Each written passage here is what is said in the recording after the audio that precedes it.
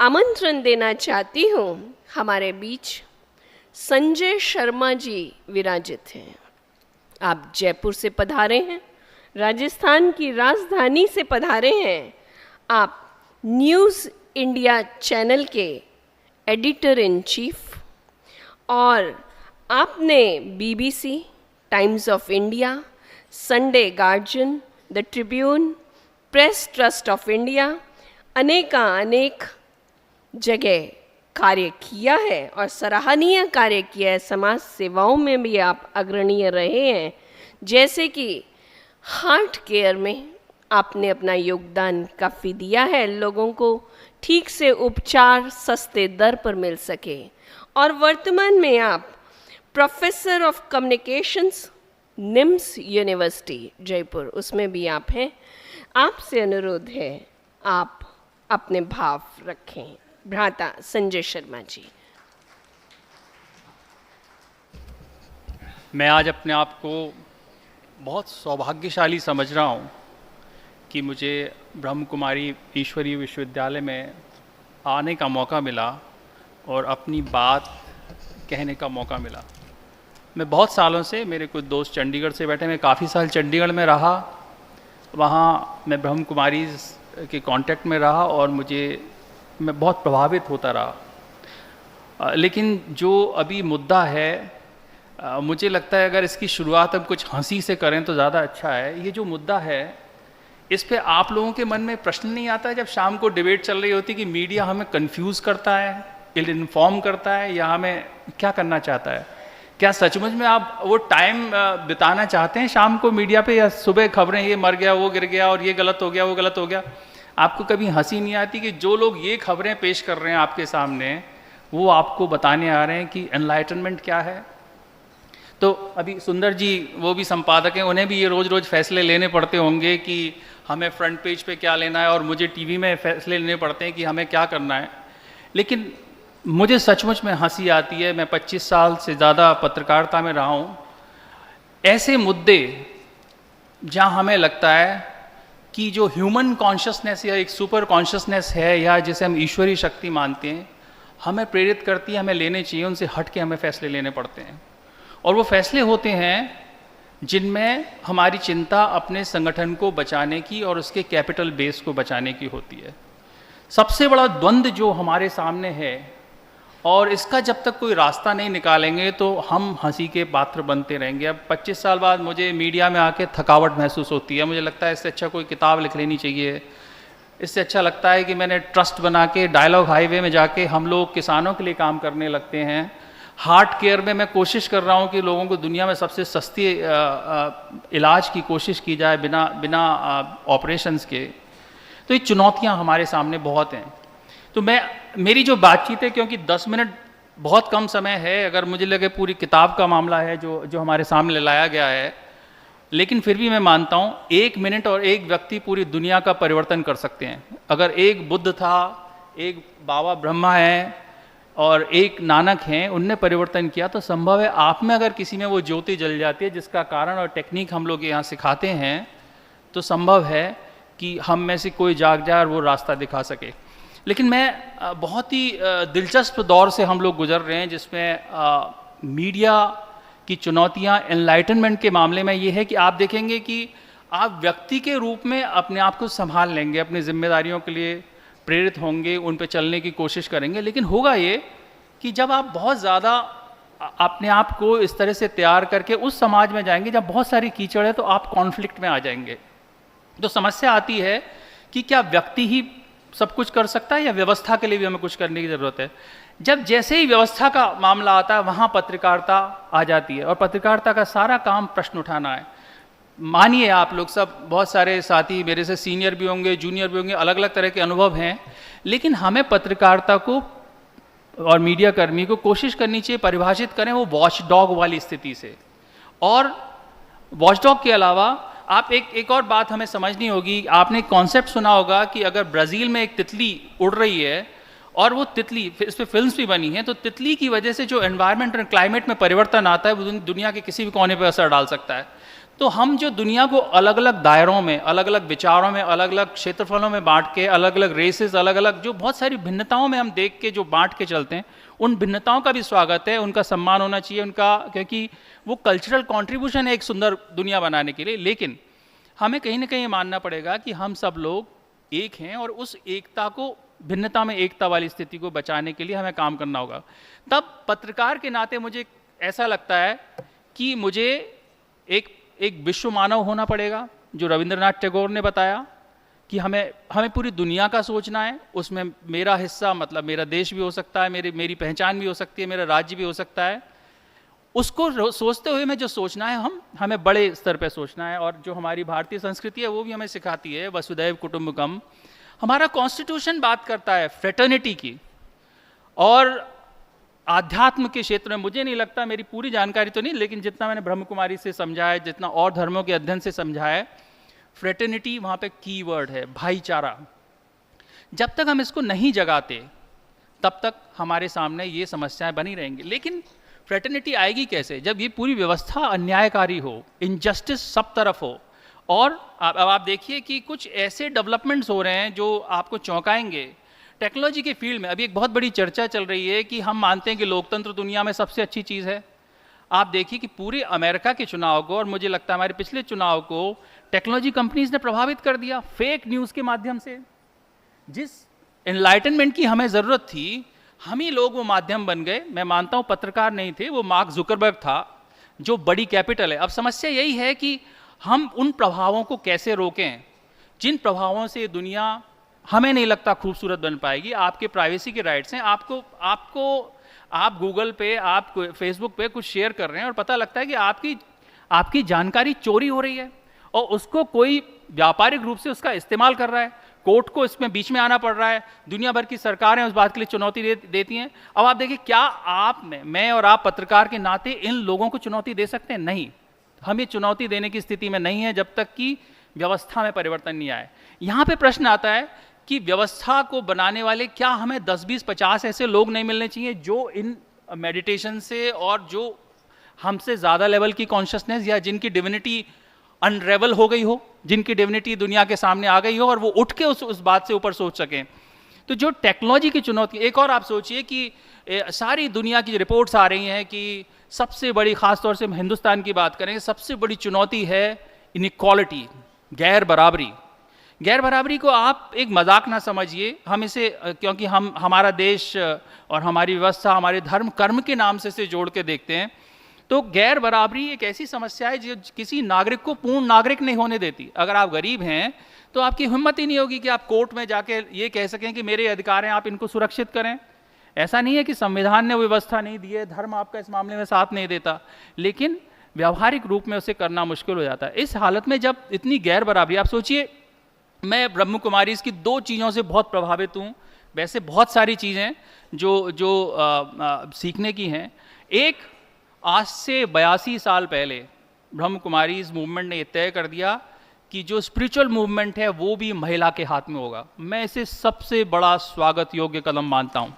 इसका कारण ये है कि मेरा पर्सनल बिलीफ है कि जो माँ है वो किसी मानव की प्रथम गुरु है, और वो गुरु है तो वो भावनाओं की गुरु है। मेरी एक बार दलाई लामा से बात हो रही थी, तो वहाँ चर्चा चल रही थी कि कौन सी भाषा माध्यम हो आपके पढ़ाई का। तो उसमें बहुत सारी डिबेट की बात ये आया, नहीं, हमारी मातृभाषा होनी चाहिए, अंग्रेजी नहीं। उसका कारण ये था कि माँ का जो संवाद बच्चे से होता है वो अपनी लोकल भाषा में होता है। और जो इंसान का जो सबसे बड़ा इंसान की पहचान और जो उसकी सफलता और असफलता का कारण है, वो उसकी भावनाएं हैं, जो माँ से ही मिलती हैं, और वो 5 वर्ष तक आपको मिल चुकी होती हैं। बड़ी कमाल की बात यह है कि आप साइंस पढ़ेंगे तो पता लगेगा कि जो बच्चा है वो सारे एनवायरनमेंट से लगभग सब कुछ कैच कर रहा है, कुछ भी हो रहा है वो सब उसको पकड़ लेता है। तो उसके एनवायरनमेंट की गुरु कौन है? उसकी एनवायरनमेंट की गुरु माँ है। तो माँ जब गुरु है, और आध्यात्मिक रूप से बाबा ने जब माँ के, जो माँ हो सकती है पोटेंशियल माँ, उसके हाथ में ये चाबी दे दी कि तुम सक्षम बनो आध्यात्मिक रूप से, तो मुझे लगता है एक बहुत बड़ा क्रांति का संदेश है, हर घर घर तक पहुंचना चाहिए। दूसरी बात यह है कि बहुत फंडामेंटल थोड़ी सी, क्योंकि पत्रकार हैं तो थोड़ी सी जो सीमा से हट के बात करने की आदत थी, उनमें एक बात उनने कही है कि with in marriage a woman can be celebrate. आप सोचिए कि ये इतना बड़ा अधिकार है किसी महिला के बारे में कि वो उसकी जो स्वायत्तता है अपने शरीर के बारे में, उसकी स्वायत्तता आध्यात्मिक रूप से उन्हें एस्टेब्लिश कर दिया। आप सोचिए कि ये कितना बड़ा एक कंट्रीब्यूशन है इंटेलेक्चुअली कि पूरी दुनिया औरत को सिर्फ एक भोग का माध्यम मानती है। 82 साल पहले, मुझे लगता है अगर आप इतिहास पढ़ेंगे तो बहुत सारे बवाल भी होंगे इस मामले पे जब ये बात कही गई होगी। मैं इसका बहुत स्वागत करता हूँ, मैं ऐसा मानता हूँ, मैं अपनी बहुत सारी टेलीविजन डिबेट्स में बोलता रहा हूँ कि औरत को अधिकार दो उसकी स्वायत्तता का, उसके शरीर का, उसको मात्र शरीर ना समझा जाए, उसको दुनिया के गुरु के रूप में देखा जाए। इसीलिए मैं उनको प्रोफेसर ऑफ लाइफ भी बोलता हूँ औरतों को, कि वो लाइफ के आपके गुण सिखाती हैं। तो चर्चा बहुत लंबी है, बहुत मज़ा आता है अगर हम और बात किसी उसमें कर पाते। तो सवाल ये है कि मीडिया विमेन के इश्यूज़ को कैसे लेके आए बीच में। मैं पत्रकार के नाते, लाडली मीडिया अवार्ड्स होते हैं, उनके कंसल्टेंट की तरह मैंने कोशिश की और अपनी डिबेट्स में मैंने बहुत सारे ऐसे इश्यूज़ लेके आया जिनमें कि औरतों के सशक्तिकरण पे काम होना चाहिए। दूसरी एक जो सबसे बड़ी बात जो मैं फ्रेटर्निटी की कर रहा था, जब आप ब्रह्म कुमारी, आप ये चित्र देख के मुझे अंदाज़ा लगता है ये सबसे अच्छा मॉडल है पूरी दुनिया को एक करने का। कोई भी धर्म से कोई वैर नजर नहीं आ रहा। ऐसा लगता है कि जो सोच, जिस सोच के लिए हमें यहाँ तैयार किया जाता है, उस सोच से सब एक हो जाते हैं। पूरी दुनिया के फसाद का कारण धर्म है, आपके विश्वास हैं, और हमने तो एक ऐसा निचोड़ निकाल के दिखा दिया कि आपको जरूरत ही नहीं है, आप सिर्फ अपना ध्यान लगाएं, आप इन सबसे जुड़ जाएंगे, जिसका जो विश्वास है उससे जुड़ जाएगा, और आप जो पूरी दुनिया की धुरी हो सकते हैं बदलाव की और इस दुनिया को बेहतर बनाने की, आपका खुद का सशक्तिकरण हो गया। इसका मतलब ये है कि आप वो एक व्यक्ति हम में से भाग्यशाली होगा, एक व्यक्ति हो सकता है जिसके कर्म होंगे कि वो एक व्यक्ति इस परंपरा में दुनिया को बदलने वाला बन सकता है। और मैं मानता हूं मीडिया के लोग इस मामले में सबसे अच्छी जगह पे प्लेस हैं। बहुत सारे मुद्दे, एक अंग्रेजी में चीज़ होती है जैसे हम बोलते हैं स्ट्रीम ऑफ कॉन्शियसनेस, जहाँ विचार धारा प्रवाह बहते हैं, वो कहीं किसी कंक्लूजन पर नहीं आते। मैं ऐसा मानता हूँ कि मेरे पास प्रश्न बहुत हैं, जवाब मेरे पास नहीं है, और शायद हम पत्रकारों के पास होते भी नहीं हैं, और कई बार तो हम फुटबॉल बन जाते हैं इस विचार के बीच में, और हम सोच रहे हैं ये ठीक है वो ठीक है, और हम उस फुटबॉल का परिणाम ये होता है कि हम जनता को भी कंफ्यूज कर देते हैं। लेकिन मेरा मानना ये है कि पत्रकार बंधुओं को अब एक और बड़ी समस्या से जूझना पड़ेगा। आप सोचिए कि 60s से अगर आप इतिहास ढूंढें दुनिया में तो आपको पता लगेगा कि जो मीडिया कंपनीज हैं उन पर कब्जा किसने किया। हमारी चुनौती ये नहीं है कि हम ठीक नहीं कर पा रहे, हमारी चुनौती ये है कि जो व्यवस्था है वो हमें इस्तेमाल करती है, और वो इस्तेमाल किस तरह से करती है। आप देखिए कि आज किसानों की आत्महत्या में से मैं और आप में से कितने लोग प्रश्न उठा रहे हैं, कितनी चर्चा होती है। एक आत्महत्या किसी की भी हो जाए, किसान की क्या किसी की भी हो जाए, ये एक बिल्कुल अमानवीय व्यवस्था का लक्षण है। कहीं कोई आत्महत्या हो जाती है और हम उस पर उद्वेलित नहीं होते हों, हम उस पर एजिटेट नहीं होते हों। मुझे लगता है, मुझे पत्रकार के नाते कुछ ऐसी घटनाएं याद हैं जो शायद आप लोग मुझे सोच के उस बात पे नफरत भी करें, कि मैं 2 घटनाएं बताता हूं। उनमें से एक आतंकवादी था भुल्लर, जिस पे आरोप था, जिसने बिट्टा पे हमला किया और लोग मारे गए। मेरे पास पुख्ता जानकारी आई कि भुल्लर को जो फांसी की सजा दी गई है सुप्रीम कोर्ट ने, वो बिल्कुल गलत थी। आप विश्वास करेंगे, मेरी सुनने वाला कोई नहीं था, टाइम्स ऑफ इंडिया में था, मेरा एडिटर भी मेरी बात सुनने वाला नहीं था। मैंने कहा सर, मैं ऐसा मानता हूं अगर भुल्लर को फांसी होगी तो अन्याय होगा और पंजाब में दोबारा से हिंसा फैल जाएगी। मुझे भुल्लर के मामले पे जो मेरी जानकारी लिखने दीजिए। मैंने पूरी दुनिया से जानकारी इकट्ठी की, भुल्लर की फांसी से बचाने के लिए मैंने काम किया, और अंत में भुल्लर फांसी से बचा।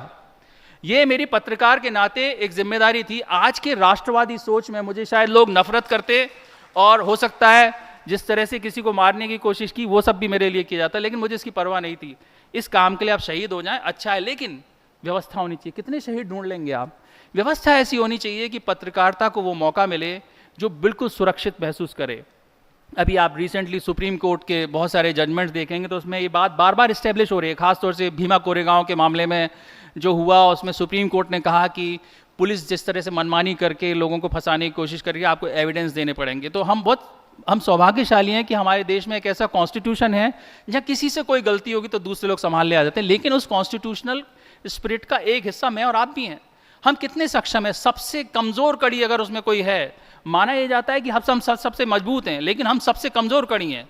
मेरा इस मामले में एक सुझाव है, आप इस पर चर्चा चलाएं, जिस तरह आप वैल्यूज़ की बात कर रहे हैं, कि हमें ये सोचना होगा कि क्या मीडिया ऑर्गेनाइजेशंस किसी ट्रस्टीशिप के अंदर आ सकती हैं। मैं ऐसा मानता हूं कि मीडिया और धर्म और स्पिरिचुअलिटी लगभग एक ही धारा में है, जहां लोगों के डोनेशन से अगर वो चलें तो अच्छा है। द वायर एक ऑर्गेनाइजेशन है, उसके एडिटर से मेरी बात हो रही थी, उनने कुछ खबरें की जो सरकार या ताकतवर लोगों की, जो कि हमारा काम है कि ताकतवर लोगों का गला पकड़ना चाहिए, तो वो मुझे बता रहे थे कि जिस दिन उनने किसी खास नेता के पुत्र के बारे में खबर छापी, उस दिन इनको 1 करोड़ रुपए का डोनेशन दिया लोगों ने। तो ऐसा नहीं है कि आपकी हिम्मत का कोई हिम्मत को आपको रिवॉर्ड नहीं मिलेगा, बिल्कुल हो सकता है, लेकिन हमें अकेली हिम्मत पे काम नहीं करना है। हमें काम करना है ऐसी व्यवस्था पे जहां जो फ्री स्पीच है, फ्री ओपिनियन है, आपका जो क्रिटिसिज्म का राइट है, वो सुरक्षित हो, लोग हंसें मुस्कुराएं। आप मेरा विरोध करना चाहें, आप मेरे से कुछ कहें, तो ऐसी मेरे में संस्कृति बने कि मैं उस पर मुस्कुरा सकूं, मैं बोल सकूं हाँ भाई आपकी बात ठीक लग रही है, मैं भी शायद आपका जवाब दूं, और नहीं भी माने तो भी कोई बात नहीं है। हमें उस संस्कृति को पैदा करना है। उस संस्कृति के लिए माँ बाप कह देते हैं घर में बच्चे से, अरे चुप हो जा, तू छोटा है, क्या हम बड़े हैं, हम कह रहे हैं वो मान लो। नहीं, हमें एक ऐसी सोसाइटी बनानी है जिसमें फ्री डायलॉग हो। इसमें भी आप लोग काम कर सकते हैं। हमें डायलॉग, एजुकेशन इंस्टीट्यूशंस आपके हैं, तो आप प्लीज़ डायलॉग को एक सब्जेक्ट बनाइए। पूरी दुनिया में क्राइसिस, हर किसी के बीच क्या है, मेरी मूंछ उसकी मूंछ, और डायलॉग कहीं है नहीं। डायलॉग नहीं है तो वेपन इंडस्ट्री दुनिया में पनपती जा रही है। आप मानिए कि अगर 1% दुनिया की वेपन इंडस्ट्री का पैसा हम डाइवर्ट कर दें, 1 साल में दुनिया से गरीबी मिट सकती है। कितना बड़ा कलंक है हमारे ऊपर। तो सवाल है कि हम बिल्कुल सही बातों के सोचने के लिए हमें ट्रस्टीशिप जैसा कॉन्सेप्ट लाना पड़ेगा मीडिया में। मीडिया किसी एक व्यक्ति के, सरकार के या किसी इंडस्ट्रियलिस्ट के तहत नहीं होना चाहिए। अभी रिसेंटली बड़ी मज़ेदार बातें हैं कि जो अमेज़ॉन वगैरह ये सारी कंपनीज मीडिया को खरीद रही हैं।